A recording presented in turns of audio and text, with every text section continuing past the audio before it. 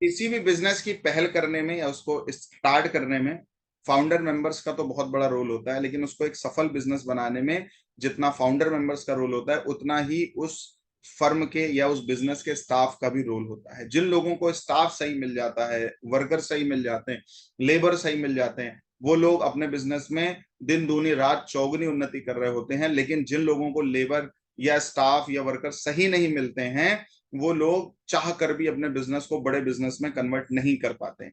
आप सबकी इसी पीड़ा को ध्यान में रखते हुए मैंने आज का जो वीडियो है वो इसी टॉपिक पे बनाया है। मेरे को ऐसा लगता है, और मेरा तो डेडिकेशन और मेरा फेथ भी है और मेरा पूर्ण विश्वास है कि एस्ट्रोलॉजी हर चीज का सोल्यूशन दे सकती है। तो मेरे पास बहुत सारे ऐसे लोग आते हैं जिनके ऐसे कॉमन क्वेश्चंस होते हैं कि हमें मतलब स्टाफ सिलेक्शन करते समय किन चीजों का ध्यान रखना चाहिए, हमें स्टाफ के साथ अपने अंडरस्टैंडिंग कैसे बिल्डअप करनी है, हम अपने स्टाफ को चीयर अप कैसे करना है, हम उनकी एनर्जी से, उनकी ऊर्जा से, उनकी स्किल से, उनकी योग्यता से ज्यादा उनसे काम कैसे ले पाए। इन्हीं बातों का ध्यान रखते हुए आज का मैंने ये वीडियो बनाया है। और मैं आपको विश्वास के साथ बोलना चाहूंगा, अगर आपने इस वीडियो को पूरी तरह से देखा तो आपका एक माइंडसेट क्लियर हो जाएगा कि हमें अपने स्टाफ के साथ में ट्यूनिंग कैसे मैच करनी है, अंडरस्टैंडिंग कैसे मैच करनी है, उनसे काम कैसे कराना है। वो तरीका आपको फाइंड अप हो जाएगा कि आपको अपने स्टाफ को किस तरह से खुशी के साथ में ज्यादा से ज्यादा काम लेना है। एक बात का और ध्यान रखना चाहिए हम सबको, अगर हम अपने स्टाफ का बहुत ध्यान रखते हैं, उनका बहुत ख्याल रखते हैं, उनकी हर जरूरत का या उनकी भी चिंता या रिस्पेक्ट करते हैं, तो वो तो करते ही हैं, लेकिन बहुत अगर हमारी कुंडलियों में कुछ गलत योगास होते हैं तो उससे ये क्लैरिफाई हो जाता है। इतना करने के बाद भी स्टाफ कहीं ना कहीं चूना लगा के चला जाता है, कहीं ना कहीं लॉस देके चला जाता है, कहीं ना कहीं प्रॉब्लम देके चला जाता है। तो हानि लाभ जीवन मरण जस अब जस विधि हाथ, ये सब तो परमात्मा के हाथ में, कौन हानि करेगा कौन लाभ करेगा। बट हमें खुद को कैसे डेवलप करना है, हमें खुद में वो कौन सी चीजें डेवलप करनी है हमारी कुंडली को देख करके कि हम अपने स्टाफ के साथ एक अच्छी ट्यूनिंग मैच कर पाए, हम अपने स्टाफ के साथ एक अच्छा कोऑर्डिनेशन मेंटेन कर पाए, हम अपने स्टाफ के साथ एक एक फैमिलियर रिलेशन कैसे बिल्ड कर पाए, ताकि हम उनसे उनकी योग्यता से अधिक, उनकी सामर्थ्य से अधिक काम ले पाए। आगे बढ़ने से पहले आपने अभी तक हमारे चैनल को सब्सक्राइब नहीं किया है तो प्लीज कर लें, बेल आइकन को दबाना मत भूलिएगा। फिर से बोल रहा हूं, अगर वीडियो अच्छा लगे लाइक शेयर जरूर करिएगा, अपने कमेंट्स भी करिएगा। और मैंने एक छोटी सी पहल करने की कोशिश करी है कि आप में से जो भी लोग इस वीडियो को लाइक करेंगे, शेयर करेंगे और कमेंट डालेंगे, और इतना करके वो मेरे को जो भी नंबर्स आपको दिए गए हैं लिंक में, उन नंबर्स के थ्रू आप अगर स्क्रीनशॉट या फोटो खींच के डालो, बाद में अनसब्सक्राइब मत करना, है ना। अगर आप लोग डालेंगे तो मैं आप में से जितने भी लोगों का मेरे पास मैसेज आएगा, उनमें से 2 लोगों का मैं कुंडली फ्री देखूंगा। ये मेरा कमिटमेंट है और ये सीरीज आगे जारी रहेगी।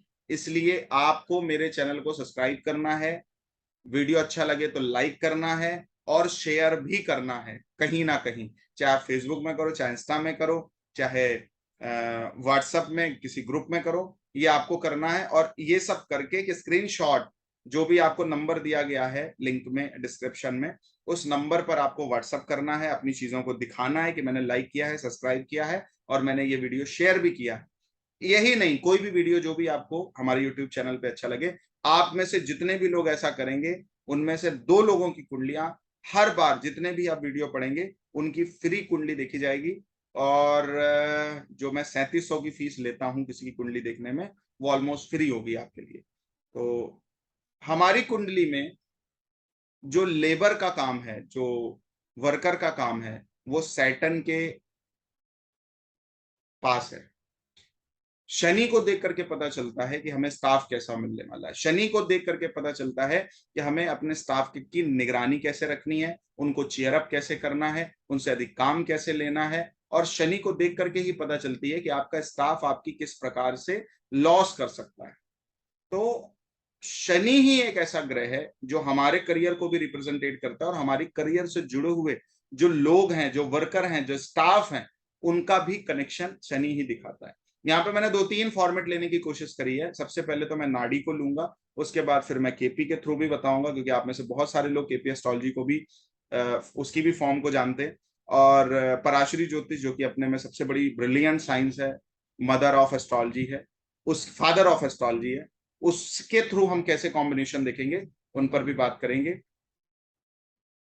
सबसे पहले आपको क्या ध्यान रखना है, अकॉर्डिंग टू नाड़ी एस्ट्रोलॉजी, भृगुनंदी नाड़ी एस्ट्रोलॉजी, आपकी कुंडली में शनि के आगे अगर केतु है, शनि के आगे अगर राहु है, शनि के आगे अगर मून है, तो बहुत प्रॉब्लम होती है स्टाफ को मैनेज करने में।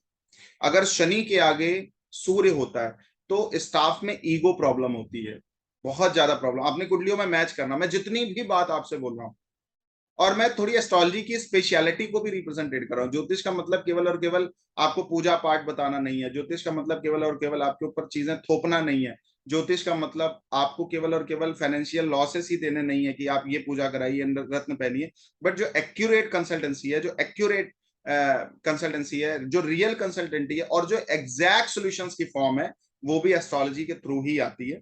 तो आपकी कुंडली में अकॉर्डिंग टू नाड़ी एस्ट्रोलॉजी अगर सैटर्न के आगे सन है, शनि के आगे अगर सन, अगर आपको कॉम्बिनेशंस बनाने नहीं आते अकॉर्डिंग टू नाड़ी एस्ट्रोलॉजी, तो डिस्क्रिप्शन में उसका लिंक दिया गया है, वहां से आप समझ लेना। यहाँ पे मैं केवल और केवल मेन बात ही कर रहा हूं।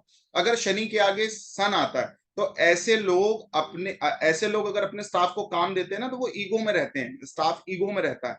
उसको ये रहता है कि मैं अपने मतलब जो हमारे मतलब जो सर हैं या जो भी हमारे मालिक हैं, जो इस फर्म के ओनर हैं, उनसे ज्यादा मैं जानता हूं। और वो थोड़ा सा उनका बिहेवियर भी आपको देखने को मिलेगा कि हार्शनेस रहेगी, रफनेस रहेगी, ओवर कॉन्फिडेंट दिखेगा, और ओवर कॉन्फिडेंट के चक्कर में काम बिगाड़ भी देंगे आपका। इसलिए आपको अगर सैटर्न के आगे सन है तो सबसे बड़ी प्रॉब्लम ये आती होगी, आप किसी को काम देते होगे, वो काम बिगड़ जाता होगा, या वो स्टाफ उस काम को सही से कर नहीं पाता होगा। अभी मैं प्रॉब्लम पे बात कर रहा हूं, क्या प्रॉब्लम हो सकती है, उसके बाद मैं सोल्यूशन पे भी बात करूंगा। इसलिए पूरे वीडियो तक टिके रहिए, पूरे वीडियो तक टिके रहिए। बहुत, अगर आप लर्नर हैं तो ये वीडियो तो आपके लिए भाई साहब मतलब बता नहीं सकता, और अगर आप इस प्रॉब्लम को फेस कर रहे हैं तो आपके लिए ब्रह्मास्त्र ही मैं दे रहा हूं एक तरह से। जिनकी शनि के आगे चंद्रमा होता है, ऐसे लोग अपने स्टाफ को काम देते समय ये सोच नहीं पाते हैं कि मेरे को किसको काम देना है, किसको नहीं देना है, और ये क्लैरिटी ना होने की वजह से, या स्टाफ को पूरी तरह से क्लैरिटी ना होने की वजह से वो काम बेकार कर देता है या काम को कर नहीं पाता है। इसलिए जिसको भी आप काम दे रहे हो उस पर ध्यान आपको रखना बहुत जरूरी है।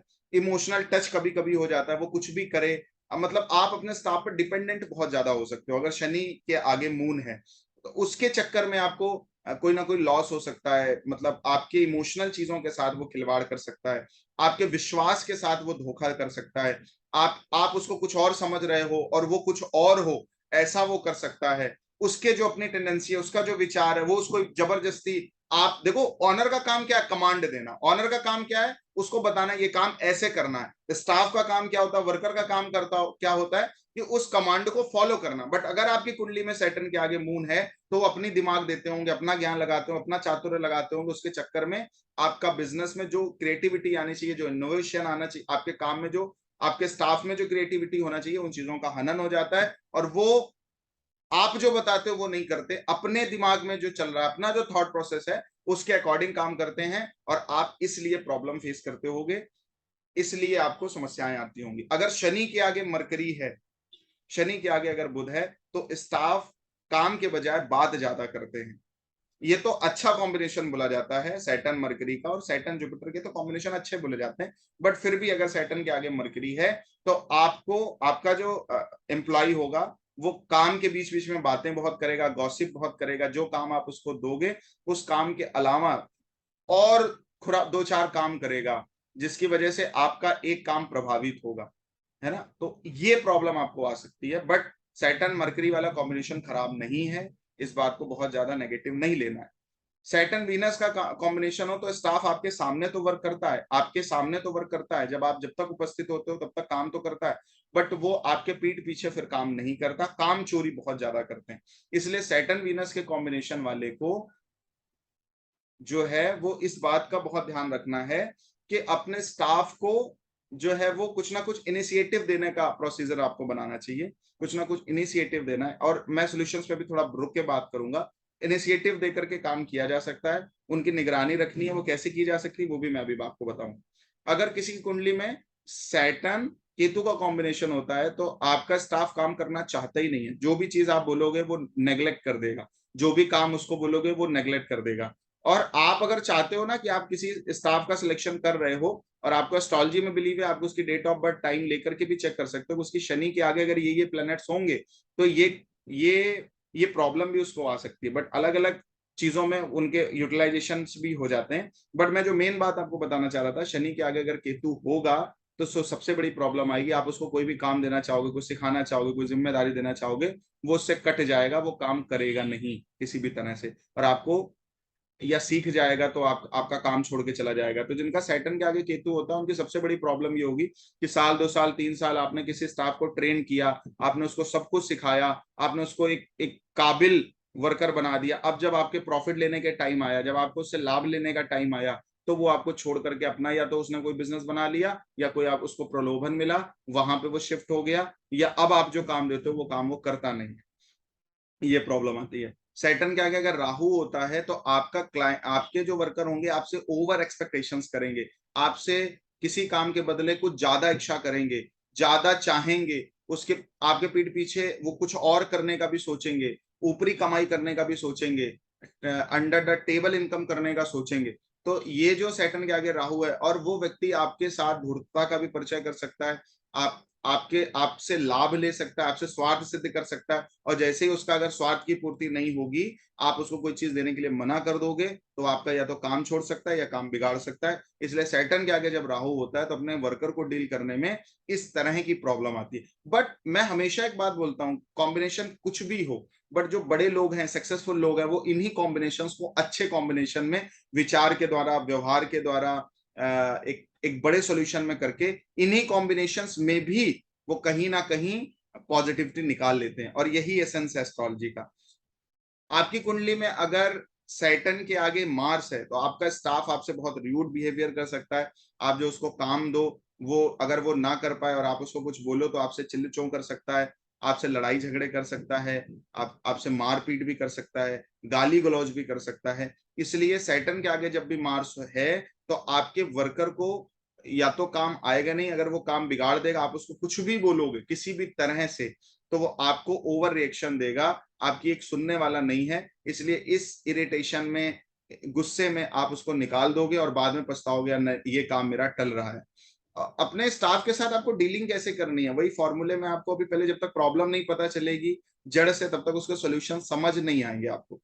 इसलिए अगर सैटर्न के आगे जुपिटर होता है तो वो ज्ञान बहुत देगा, आप जो चीज कहोगे वो सुनने वाला नहीं है, वो आपको फर्जी के ज्ञान देगा, इसलिए आपको चिढ़न होगी, प्रॉब्लम हो सकती है और आप उसको निकाल सकते हैं। इस तरह से कुंडली के जितने भी सैटर्न के साथ कॉम्बिनेशन है, सन का हो, मून का हो, मरकरी का हो, जुपिटर का हो, वीनस का हो, राहु केतु का हो, और अगर शनि ही स्वयं में खराब हो, शनि अगर डेबली हो, 1 नंबर राशि में बैठा हो, इसकी प्लेसमेंट खराब हो, तो ऐसे वर्कर आपको डिले बहुत करते हैं। जो आप उनको काम बोलते हो वो काम टाइम पे करके नहीं देते हैं, डिसिप्लिन की कमी होता है, टाइम पे ऑफिस नहीं आते हैं, टाइम पे जो है जो चीज होनी चाहिए वो ना करके उसमें काफी डिले कर देते हैं।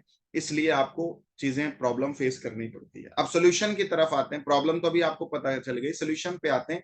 अगर आपका सैटर्न के आगे सन है तो, और ऐसा व्यक्ति बहुत प्राउडी है, बहुत ओवर कॉन्फिडेंटेड है, बहुत इस तरह की बातें करता है, तो आप एक कंपटीशन बिल्ड कर सकते हो, और जैसे बड़ी बड़ी कंपनियों वाले करते भी हैं, सारे ही स्टाफ को ईयरली एक बार रिवॉर्ड देते हैं कि जो भी बेहतरीन काम करेगा, जो भी अच्छा काम करेगा, जो भी कंपनी के हितों में काम करेगा, जो भी इस बिजनेस में अपनी बड़ी ग्रोथ देगा, उसको हम अवार्ड देंगे। तो उसमें एक दूसरे के साथ जब कंपटीशन बढ़ जाता है, एक दूसरे के साथ जब उसको प्रतिस्पर्धा बढ़ जाती है अवार्ड के रूप में, तो वो व्यक्ति जो भी आपका वर्कर है, तो वो बेस्ट काम करने लग जाएगा, वो ओवर कॉन्फिडेंट पे ना आकर के वो एक दूसरे को देख करके काम करने लग जाएगा। इसलिए बड़ी कंपनी वाले ये करते हैं, जो सक्सेसफुल लोग हैं वो ये करते हैं। आप अगर बड़ी बड़ी कंपनियों का एनालिसिस करोगे तो वहां पे एक अवार्ड का भी प्रोसीजर रहता है। तो अगर आपकी कुंडली में सैटर्न प्लस सन है, सबको तो नहीं करना, बट अगर सैटर्न प्लस सन है तो डेफिनेटली आपको अवार्ड पे फोकस करना चाहिए, कि अपने स्टाफ में कंपटीशन बिल्ड करना है, अपने स्टाफ में कंपटीशन बिल्ड करना है, कि ताकि जो भी अच्छा काम करेगा उसको एज ए अवार्ड कोई ट्रॉफी आप दो, कोई कोई मतलब कोई ट्रिप वगैरह दो, जो भी दो किसी भी तरह से। बट सबसे बड़ी जो चीज होनी चाहिए, एक अवार्ड आपको देना है, उसको अप्रिशिएशन देना है, उसको मतलब जो है वो एक सम्मान देना। अगर आप ऐसा कर पाते हो, सैटर्न के आगे सन है, तो आपका स्टाफ डेफिनेटली आप जैसा चाहोगे वैसा काम करके देगा। और दूसरी बात, शनि के आगे अगर सन हो तो आपको बहुत सोच विचार के ही स्टाफ को हायर करना है, उनकी मानसिकता को, उनके काम करने के तरीके को भी, और बल्कि ऐसे लोगों को कुछ दिन तक, 2-3 दिन तक ऑब्जर्विंग में रखना चाहिए। ऑब्जर्विंग में रखना चाहिए कि मैं आपको 1 वीक तक देखूंगा, आपको सैलरी भी दूंगा, अगर आप समझ आए तो मैं आपको परमानेंट रखूंगा, अदरवाइज मैं आपको निकाल दूंगा। तो ऑब्जर्विंग भी आपको बहुत अच्छी रखनी पड़ेगी अगर आपका सैटर्न सन के साथ है या सैटर्न के आगे सन है। सैटर्न के आगे अगर मून हो तो ऐसे लोगों को अपने स्टाफ के साथ इमोशनल टच बिल्ड नहीं करना है, उनको नए नए आइडियाज देने हैं, उनको नई नई क्रिएटिविटी फॉर्म्स बतानी है, ये काम और अच्छे तरीके से कैसे हो सकता है, वो यूनिक विधा देनी है। उन पर डिपेंडेंट आपको नहीं होना है, बल्कि वो आप पर डिपेंडेंट हो, ऐसा कुछ क्रिएटिव माइंड सेट करना है आपको। इमोशनल टच देना है, उनकी किसी भी तरह की प्रॉब्लम हो, फीलिंग्स हो उनको आपको समझना है अपने स्टाफ की। लेकिन सबसे महत्वपूर्ण बात है कि अगर सैटर्न के आगे मून है तो आपको उनको आइडियाज देने हैं, क्रिएटिविटी देनी है, और उनको किसी भी तरह से जो है उनके साथ इमोशनल टच ना करके उनको सोचने, उनकी किसी भी प्रॉब्लम को सोचने का काम करना है, आपको थिंकिंग पैटर्न एक्टिव करना है। और अगर ऐसा आप कर पाए तो डेफिनेटली आपकी कुंडली में सैटर्न मून का कॉम्बिनेशन कुछ कर ही नहीं पाएगा। और अगर आप कर रहे होंगे तो डेफिनेटली आप इस चीजों को चेक करें कि सैटर्न मून का कॉम्बिनेशन भी आपको कोई प्रॉब्लम नहीं देगा। सैटर्न के आगे अगर मार्स है तो ओवर रिएक्ट करते हैं, लड़ाई करने लग जाता है स्टाफ, फालतू की बातें करने लग जाता है, झगड़ने के लिए और लड़ने के लिए भी तैयार हो जाता है। तो मैंने बेसिकली बायजूस वालों को देखा है कि, और बड़ी बड़ी जो मार्केटिंग की कंपनियां हैं उनको देखा है कि वो अपने स्टाफ को मोटिवेशन बहुत देते हैं। अगर आपका सैटर्न के आगे मार्स है तो उनको मोटिवेशन बहुत देना है। एलॉन मस्क को देखो कि वो हेल्पिंग हैंड रहता है, वो जिस भी बिजनेस में जाएंगे, अपने जिस भी फर्म में जाएंगे, जिस भी इन्वेंट्री में जाएंगे, या जिस भी इंडस्ट्री में जाएंगे, वहां पे वर्कर के साथ काम करेंगे। तो आपको अपने वर्कर के साथ एक अलाइनमेंट, एक भाईचारा मेंटेन करना है सबसे पहले। और दूसरी बात, उनको चीयर अप करना है, उनको मोटिवेटेड करना है, उनको उनको जो है वो किसी भी तरह से प्रॉब्लम को सोल्यूशन में कैसे कन्वर्ट करना है, उनको एनर्जी देना है, एनर्जी लेना नहीं है उनकी। देखो लड़ाई कर रहा है, कॉन्फ्लिक्ट कर रहा है, तो वो आपको तब भी एनर्जी दे रहा, बट वो नेगेटिव में दे रहा है। बट आपने अगर उसके साथ बाउंडिंग बनाई, भाईचारा बनाया, उसके साथ उसके सहयोगी की तरह काम किया,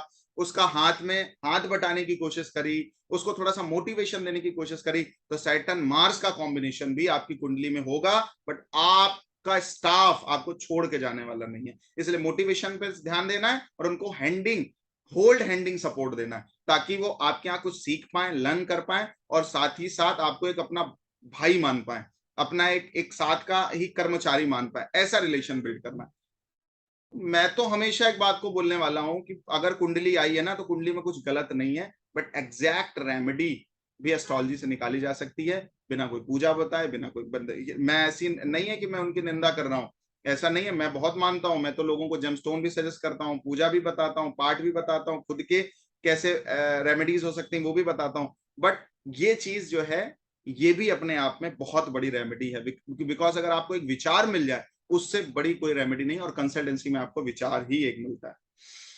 सैटर्न के आगे अगर वीनस हो तो स्टाफ काम चोरी बहुत करेगा, इसलिए आपको उसको इनिशिएटिव देना पड़ेगा। अपने स्टाफ को अप्रिशिएशन करने के लिए आप कुछ मतलब ऐसा करते हैं ना, कुछ कमीशन देते हैं, कुछ पैसा देते हैं, कुछ ट्रिप दे देते हैं, घूमने टहलने वेकेशंस की ट्रिप दे देते हैं। अगर सैटर्न के आगे वीनस है और आप ऐसा अगर करोगे तो उसका अलाइनमेंट बहुत अच्छा बन जाएगा। दूसरी बात, सैटर्न के आगे वीनस हो तो स्टाफ काम चोरी करता है, पैसा ज्यादा एक्सपेक्ट करता है, काम कम करता है, इसलिए काम कराने के लिए आपको पैसा देना पड़ेगा। इसलिए जिनका भी सैटर्न के आगे वीनस हो उनको डायरेक्ट अपने स्टाफ को बहुत ज्यादा अमाउंट नहीं देना है, अमाउंट कम देना है, बट इनिशिएटिव बहुत ज्यादा देना है, इनिशिएटिव देना है, या कमीशन पे ही स्टाफ रखना है। आपका ध्यान होना चाहिए, मोटिव होना चाहिए कि आपको सैलरी पे स्टाफ नहीं रखना। बहुत बड़ी प्रॉब्लम होगी अगर सैटर्न वीनस है, आप सैलरी पे स्टाफ रख रहे हो, आप बहुत बड़ी प्रॉब्लम में जा रहे हो। वैसे आप रखो, बट कोशिश करो कि कम से कम मिनिमम सैलरी दो, और उसका प्रॉफिट कैसे हो, वो कोई चीज बेचे, कोई चीज सेल करे, कोई चीज बनाए, उसके एवज में कुछ ना कुछ लगा दो। तो एक काम तो आपका ये हो जाएगा। एक काम आप और कर सकते हो, अगर आप ऐसे नहीं कर सकते हो, सेल में नहीं हो, डायरेक्ट ऐसे काम में नहीं हो, या ट्रस्ट पे बिजनेस है, तो आप कैमरे जरूर लगाओ। बिकॉज वाई, वीनस जो है ना वो कैमरा है, और उसकी निगरानी जरूर रखो, भले आप टाइम दे पा रहे हो नहीं दे पा रहे हो, उसके माइंड में ये रहना चाहिए कि कोई ना कोई हमें देख रहा, ऊपर वाला देख रहा है ना। तो अगर सैटर्न वीनस का कॉम्बिनेशन है, स्टाफ काम चोरी करेगा, स्टाफ करेगा नहीं, आपसे ज्यादा पैसे एक्सपेक्ट करेगा, ज्यादा पैसे देने के बाद भी आपका काम नहीं होगा, उसको उससे बचने के लिए उनको आप कमीशनिंग पे रखो, इनिशिएटिव दो, काम काम जितना जब वो कर दे तो पैसा देना है, और पहले पैसा मत दो, एडवांस में आपको पैसा देना ही नहीं, कभी नहीं देना, एडवांस में पैसा कभी नहीं देना, ठीक है। और मैंने देखा जिनका सैटर्न के आगे वीनस है, वो लोग आके रोते हैं कि पंडित जी तो मेरा 50,000 लेके चला गया, 1 लाख देके चला गया, आपने आगे अगर पैसे दे दिए पहले, आपका काम गया, खत्म हुआ, ठीक है।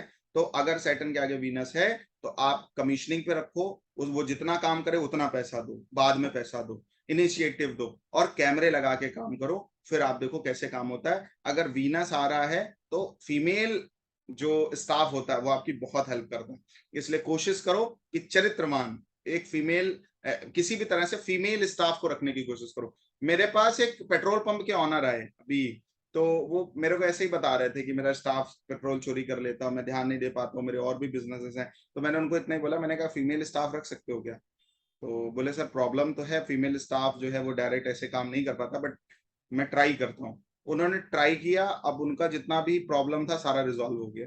तो सैटर्न के आगे वीनस में आपको कोशिश करनी है मैक्स टाइम पे कि आपको फीमेल स्टाफ ही रखना है।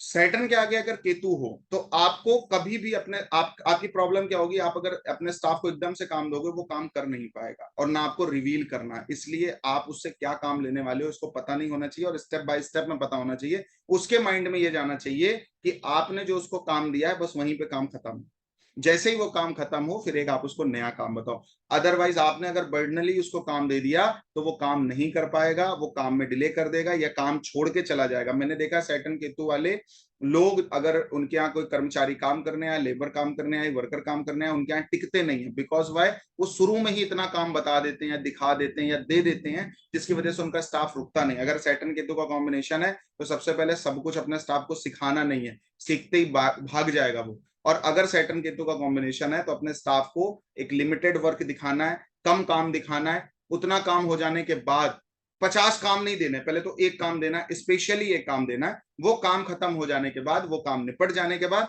फिर आपको उसको दूसरा काम देना है, वो खत्म हो जाए फिर तीसरा। ओवर बर्डन उसके ऊपर नहीं डालना है, क्योंकि सैटर्न केतु का कॉम्बिनेशन है, और आप अगर उसको जबरदस्ती कर रहे हो, लाद रहे हो, प्रेशराइज कर रहे हो, वो काम नहीं करेगा। इसलिए स्टेप बाय स्टेप करिए, और आप उसको आगे काम दोगे उसको पता भी नहीं होना चाहिए, इतना सीक्रेट मेंटेन करके रखना। अपने स्टाफ को गोपनीयता नहीं बतानी है, जो आपको लगता, क्योंकि वो गोपनीयता भी भंग कर सकता है। हमने देखा है सैटर्न केतु के कॉम्बिनेशन वाले जो स्टाफ लोगों को मिलते हैं, वो क्या करते हैं, आपकी कोई सीक्रेट चीज है, आपकी कोई अपनी फाइल है, आपकी कोई अपनी प्लानिंग है, वो स्टाफ के थ्रू कहीं और चली गई, या स्टाफ यहां से छोड़ा कहीं कंपनी में गया और आपके आइडियाज उसने बता दिए।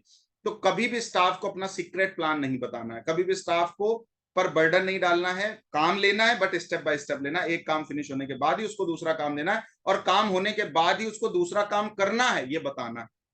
तो इसलिए आप पहले से ही माइंड मेकअप करो। मैंने जो सक्सेसफुल लोगों को देखा सैटर्न केतु का कॉम्बिनेशन, वो क्या करते हैं, बेटा ये काम निपटा लेना फिर मेरे को कॉल कर लेना, जब वो कॉल करता है फिर उसको दूसरा काम देते हैं, फिर तीसरा काम देते हैं, फिर चौथा काम देते हैं, फिर पांचवा काम देते हैं। इस तरह से अगर आपका माइंडसेट बिल्ट हो जाएगा, सैटर्न के आगे अगर केतु है, डेफिनेटली मैं लिख के दे सकता हूं, आपको किसी एस्ट्रोलॉजर की जरूरत नहीं पड़ेगी, आपका स्टाफ टिक करके काम करेगा।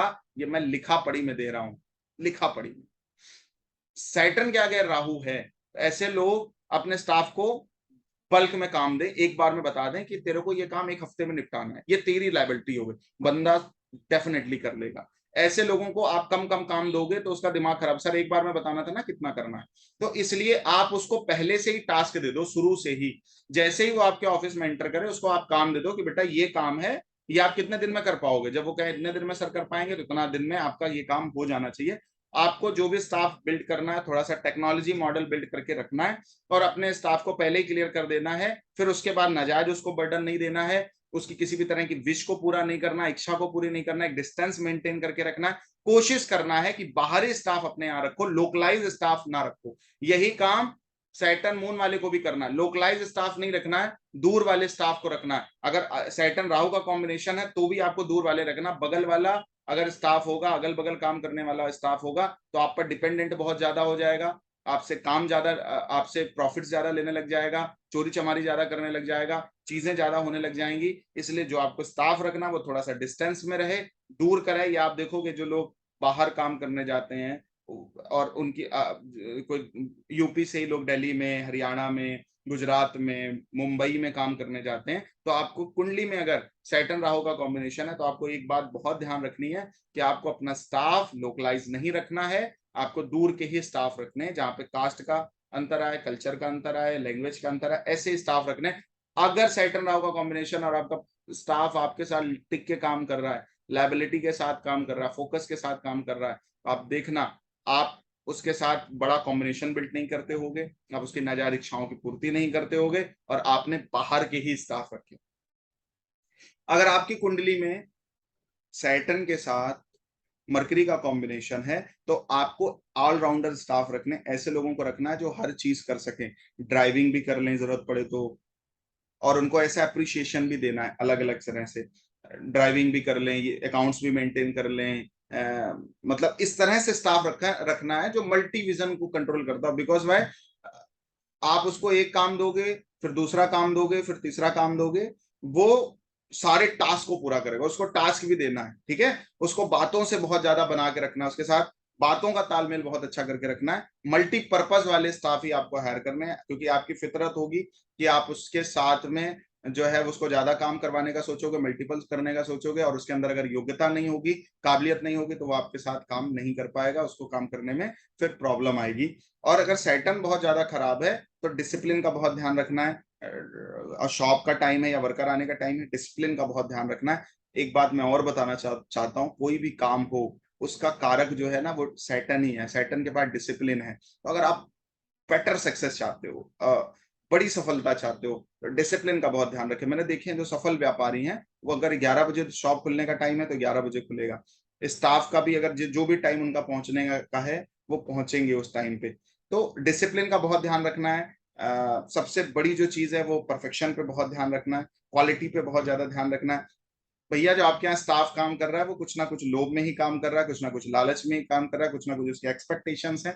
हम क्या करते हैं, उसके साथ खुद को अलाइन नहीं कर पाते, उसकी माइंड सेट को नहीं समझ पाते, उसकी टेंडेंसी को नहीं समझ पाते, उसकी स्किल को नहीं समझ पाते, उसकी वो क्या कर सकता है आपके लिए वो नहीं समझ पाते। और यही सब सोच जो है सैटर्न और मून वाले के पास होती है। तो अगर आपका सैटर्न मून का कॉम्बिनेशन है तो उसकी स्किल को समझने की कोशिश करो, उसकी खूबियों को समझने की कोशिश करो, वो बंदा जहां फिट बैठ रहा है वहीं पर उसको फिट करो, फिर देखना आप कभी छोड़ के नहीं जाएगा, कभी छोड़ के नहीं जाएगा। मैंने आपकी एक जनरल प्रॉब्लम सॉल्व करने की कोशिश करी है कि कुंडली को देख करके एक सही स्टाफ का सिलेक्शन कैसे हो। और रेमेडी का मतलब कभी नहीं होता है कि दूसरों में चेंजेस लाने, उपाय का मतलब ये कभी नहीं हुआ है, हमारे कभी किसी शास्त्र नहीं बोला है। हमारे सभी शास्त्रों ने एक बात को बोला है कि खुद को ही बदलाव लाना है, खुद की टेंडेंसी में बदलाव लाना है, हमें खुद अच्छा होना है और स्टाफ के साथ एक अच्छा कोऑर्डिनेशन बिल्ड करना है। हमारी कुंडली को देखना है कि हमें क्या चीज करवानी है, क्या चीज नहीं करवानी। अब मैं और दो तीन कॉम्बिनेशन बोल सकता था कि सैटर्न के आगे राहु हो, फिर उसके आगे केतु हो, मैं कॉम्प्लिकेटेड नहीं बनाना चाहता इस सीरीज को, बहुत इजी है। ऐसे ही जो मैंने आपको चीजें बताई, प्रॉब्लम भी बताई, उसका सोल्यूट क्या हो सकता है वो भी बताया। अच्छा, पराशरी के हिसाब से देखें तो 6 हाउस जो हमारा होता है, 6 हाउस जो हमारा होता है वो स्टाफ का ही हाउस होता है। अगर छठे भाव में इस तरह के प्लैनेट्स आ रहे हैं, जो भी मैंने अभी आपको बताया कि राहु आए तो कैसे करना है, केतु आए तो कैसे करना, वो 6 हाउस में जो भी प्लैनेट आए उसकी जो दशा अंतर दशा आपको दिखे उसके हिसाब से ही फिर आपको चैन अप बिल्ड करनी है। डिसिप्लिन सैटर्न आ रहा है तो डिसिप्लिन मेंटेन करवाना है, राहु आ रहा है तो जैसा मैंने अभी राहु के केस में बताया वो करना है, केतु आ रहा है तो जो केतु के केस में बताया कि ब्रेकेजेस में काम देने, छोटे छोटे काम देने, वो आपने करना है। वीनस का बताया कैमरा लगाना है, अप्रिशिएशन देना है, इंसेंटिव देना है, उस पर आपको काम करना है। सेम, बस छठा भाव जहां हमारी कुंडली का होता है, 6 हाउस जो हमारा कुंडली का होता है, नहीं पता है तो मतलब देख लो, कुछ मैंने पहले बताए 6 हाउस कौन सा होता है, वो वीडियो सर्च कर लो 6 हाउस कौन सा होता है ना, पराशरी के हिसाब से भी आपको मिल जाएगा। नाड़ी नहीं आती है तो इस कॉम्बिनेशन कैसे फाइंड अप करने उस पर भी मैंने वीडियो बनाया है, डिस्क्रिप्शन में उसका लिंक पड़ा है, वहां से देख लो। तो 6 हाउस में जो भी प्लेनेट होंगे वहां प्रॉब्लम आएगी। केपी एस्ट्रोलॉजी जो करते हैं तो 6 कस्पल सब लॉर्ड को देखें, उसका जो एनल बना है या जो रिजल्ट देने वाला प्लेनेट बना है वो कौन सा प्लेनेट है, जो भी प्लेनेट है उसके अकॉर्डिंग आप जैसे मैंने अभी बताया उसके हिसाब से डील करिए। फिर देखिए आपका वही स्टाफ जो भी काम करने के लिए मतलब तैयार नहीं है, वो आपके एक भी बात की अवज्ञा नहीं करेगा, लालायित रहेगा, आपको कभी छोड़ के नहीं जाएगा, जो आप चाहोगे वो आपको करके देगा। आगे मतलब यहीं तक मैं इस सीरीज को विराम देता हूँ। और अच्छा लगे तो वीडियो जरूर शेयर करिए। आपका अप्रिशिएशन मेरे लिए बहुत महत्वपूर्ण है। और आप में से जितने भी लोग ये काम करेंगे, शेयर करेंगे, लाइक करेंगे, सब्सक्राइब करेंगे, उन सबकी 30 मिनट्स का अपॉइंटमेंट मेरे साथ होगा। स्क्रीनशॉट आपको भेजना है, डिस्क्रिप्शन में उसका नंबर, व्हाट्सएप नंबर दिया गया है, आपको स्क्रीनशॉट मिलना है। जितने भी लोग ये काम करेंगे उनमें से 2 लोगों का सिलेक्शन किया जाएगा फ्री ऑफ कॉस्ट कंसल्टेंसी के लिए। आप मेरे को प्रेशराइज नहीं कर सकते, मेरे स्टाफ को प्रेशराइज नहीं कर सकते। आप में से जो लोग सही दिखेंगे, वैल्यूएबल दिखेंगे या बार बार करते हुए दिखेंगे, तो उन सभी लोगों को एप्रिशिएशन के रूप में मैं डायरेक्ट कंसल्ट करूंगा via zoom meeting app. Thank you so much. तब तक के लिए जय सिया राम, हरिओम।